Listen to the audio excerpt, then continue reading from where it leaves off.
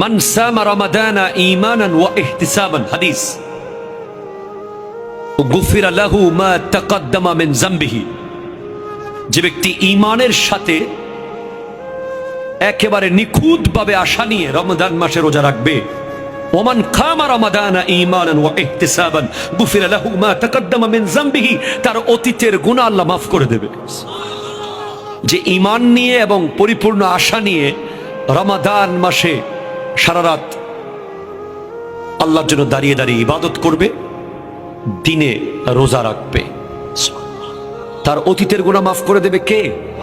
আরো জোরে বলেন কে?